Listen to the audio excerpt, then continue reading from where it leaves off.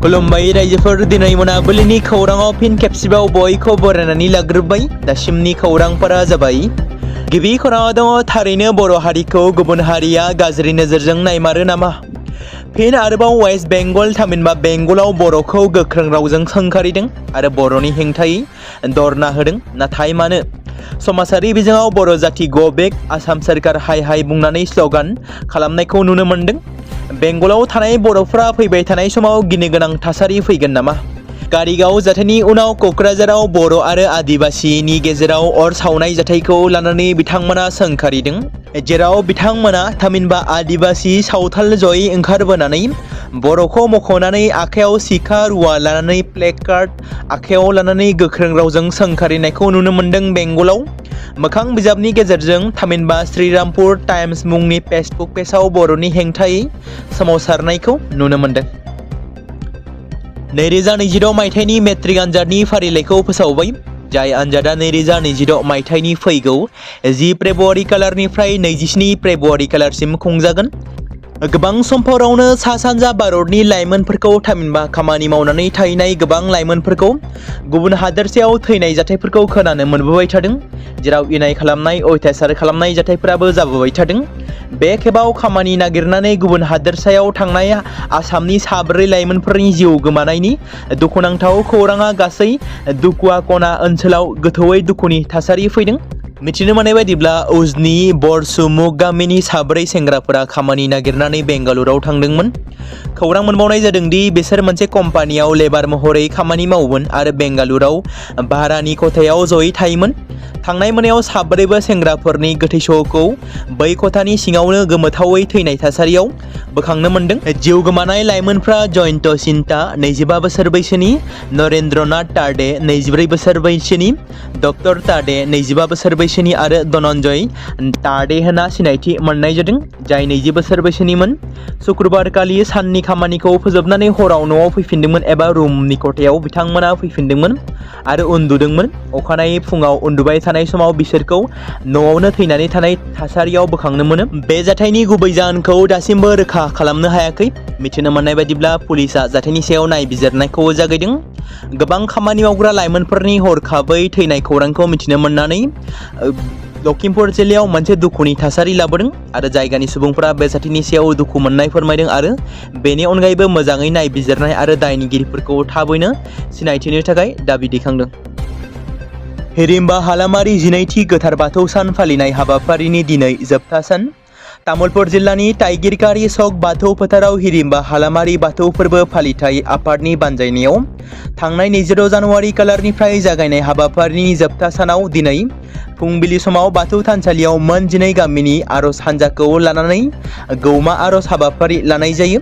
तामुलपुरनि टाइगिरकारि हिरिम्बा हालामारि बाथौ थानसालियाव बाहागो लानानै 50 लाख रां दान होगोन होननानै बुंथिदों मन्त्रि चरण बर' बिथाङा।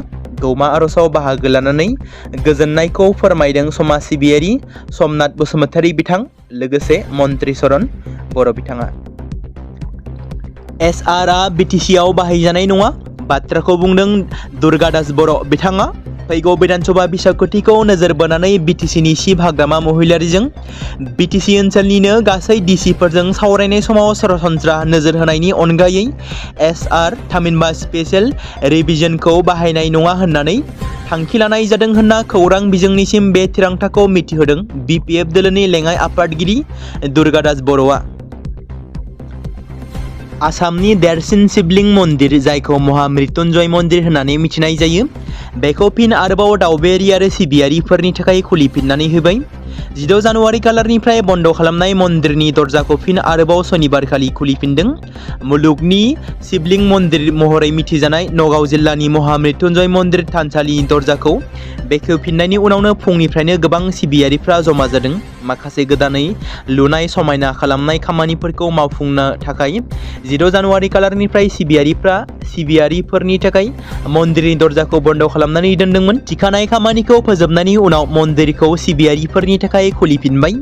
मख'नो गोनांदि मन्दिरनि दरजाखौ बेखेवफिननायजों लोगोसेनो दिनैनिफ्राय मन्दिरनि लांगोनायाव महामृत्युंजय यज्ञ जागायबाय।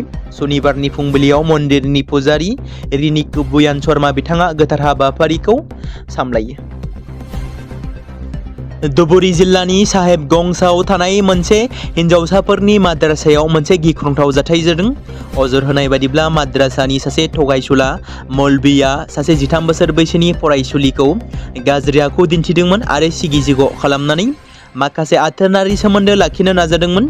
खौरां मोननाय बादिब्ला दायनिगिरि मौलवी बक्तार हुसेना फरायसुलिखौ हरनि समाव बिसिनायाव उन्दुनो नारसिनदोंमोन। फरायसाया बे थांखिखौ नेवसियो आरो खाथिनि जायगानि थागिबि सिराजुल सिखारी मुंनि सासे सुबुंनो खौरां हरो। उनाव जायगानि थागिबिफोरनि हेफाजाबजों दायनिगिरि मौलवी बक्तार हुसेनखौ हमनाय जायो। बालाजान पुलिसनि आखायाव गथायो। बे जाथाया माद्रासा ओनसोलाव गोख्रों दावराव-दावसि सोमजिदों। बे समावनो माद्रासा मेनेजमेन्ट कमिटिया जाथायखौ दोनखोमानो नाजादों होननानै अजद दिखांदोंमोन। बेजों लोगोसे जायगानि सुबुंफ्रा दाबि खालामोदि बे माद्रासायाव सिगांबो गोबां आइजो फरायसुलिफोरनि सायाव आथोनारि गाज्रि आखु दिन्थिनायनि अजद दंमोन। दासान्दि पुलिसआ जाथायनि सायाव नायबिजिरनाया सोलिगासिनो दं। गुबुन फारसेथिं माखासे सुबुंफ्रा अजद होनाय बायदिब्ला गोहोम गोग्लैनाय फरायसानि नखरखौ सामलायनो नाजानाय जादों। बे समाव मोनसे गोजोनथाव खौरां। मोनसे समाव बर'नि आलादा रायजो बड'लेण्डनि थाखाय हाथियार लानानै सोमावसारबोनाय एनआइए केस नांनानै जेलाव थानांनाय एनडिबिनि सानै सोद्रोमा बिष्णु नार्जारी जायखौ एन बेरेमा होननानै मिथि मोनो आरो बेराफारसेथिं अजय बसुमतारी जायखौ बि बुहुम होननाबो सिनायथि मोननाय जायो। बिथांमोना जेलनिफ्राय थांनाय सानखालि उदां जाबाय। नाथाय दुखु गोनां जोंनि गेदेमा रन्जन दैमारिया माब्ला उदां अख्राङाव फैनो हागोन एबा बिथाङा सिबिआइ केसनिफ्राय माब्ला उदां फैनो हागोन। थांनाय माखासे सान सिगाङाव बिथांनि मोनसे हियारिं जानो गोनांमोन। नाथाय बिथांनि हियारिंआ सम थोस्लाबियाव आबुं महर मोनासै। आसा खालामो बिथां गेदेमानिबो हियारिंआ थाबैनो जायो आरो बिथाङा जोंनि गेजेराव उदाङै फैनो हायो। फ्लाइअभार लुफुंनायनि जाहोनाव मेट्र'नि थागिबिफ्रा उसुबिदाजों मोगा-मोगि जानो गोनां जादों।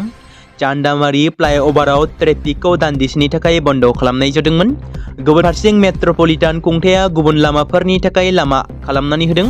नाथाय गुबुन लामाफोरनि सोमोन्दै जेबो मिथियैनि थाखाय शुक्रबाराव गोबां सुबुंफोरा असुबिदाजों मोगा-मोगि जानो गोनां जादोंमोन। बे समावनो गुवाहाटी नोगोरमायाव जाफेरै ट्रेफिक जाम जादोंमोन। बे समाव मोनसे गोनां फोसावथाय बर' सावथुन नायनानै मोजां मोनग्रा गासै बर' रायजो राजाफोरनि गेजेराव लानानै फैदों। मोनसे बर'नि OTT प्लेटफर्म गोनां जाय प्लेटफर्मनि गेजेरजों नोंथांमोना बर'नि गोदान गोजाम सावथुनफोरखौ नुनो मोनगोन। थांनाय माखासे बोसोर सिगां बर'नि गेजेराव लानानै फैनाय निउबो एप बायदिनो फिन आरोबाव लानानै फैदों बर' रायजो राजाफोरनि थाखाय। बे बाथ्राखौ मख'नाया गोनांदि 2025 मायथाइनि जानुवारि दानाव ओंखारनाय आंगो स्ट्रिम मुंनि मोनसे OTT प्लेटफर्म गोनां निउबो एपनि गेजेरजों नोंथांमोना गोबांथार बर'नि सावथुनफोर जेरै ट्रेजेडि, रमान्टिक, एक्शन आरो कमेडिजों बुंफबनाय सावथुनफोरखौ नुनो मोनगोन।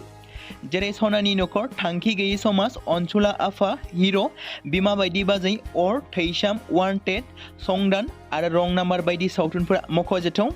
बेफोर सावथुनफोरखौ नायनो थाखाय नोंथांमोना गिबियावनो आंगो स्ट्रिम एपखौ गाव गावनि मबाइलाव थानाय प्ले स्ट'रनिफ्राय डाउनल'ड खालामनानै लोगोसे इनस्टल खालामनानै गावनि मबाइल नाम्बारजों लग इन खालामनानै लाग्रोनांगोन।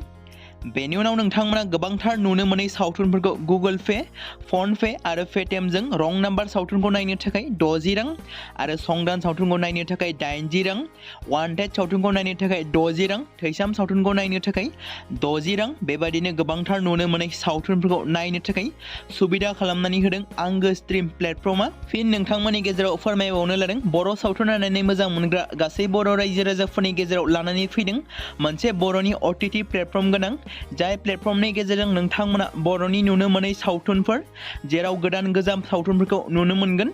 बे बाथ्राखौ मख'नाया गोनांदि 2025 मायथाइनि जानुवारि दानाव दिहुनजानाय आंगो स्ट्रिम मुंनि मोनसे OTT प्लेटफर्म गोनां एपनि गेजेरजों नोंथांमोना गोबांथार बर'नि ट्रेजेडि, रमान्टिक, एक्शन आरो कमेडिजों बुंफबनाय सावथुनफोरखौ नुनो मोनगोन। जेरै रं नाम्बार, संदान, वान्टेड, थैसाम, अर, बिमा बायदि बाजै, हिर', अनसुला आफा, थांखि गैयै समाज, सनानि नखर बायदि बायदि सावथुनफ्रा मख'जाथाव। बेफोर सावथुनफोरखौ नायनो थाखाय नोंथांमोना गिबियावनो आंगो स्ट्रिम एपखौ गाव गावनि मबाइलाव थाखानाय प्ले स्ट'रनिफ्राय इनस्टल खालामनानै गावनि मबाइल नाम्बारजों लग इन खालामखांनायनि उनाव नोंथांमोना गोबांथार नुनो मोनै सावथुनफोरखौ गुगोल पे, फन पे आरो पेटिएमजों रं नाम्बार सावथुनखौ नायनो थाखाय 60 रां, संदान सावथुनखौ नायनो थाखाय 80 रां, वान्टेड सावथुनखौ नायनो थाखाय 60 रां, थैसाम सावथुनखौ नायनो थाखाय 60 रां बेफोरबायदिनो अर सावथुनखौ नायनो थाखाय 60 रां पे खालामनांगोन। बेबादिनो गोबांथार नुनो मोननाय बर' सावथुनफोरखौ नायनो थाखाय सुबिदा खालामनानै होदों आंगो स्ट्रिम प्लेटफर्मआ।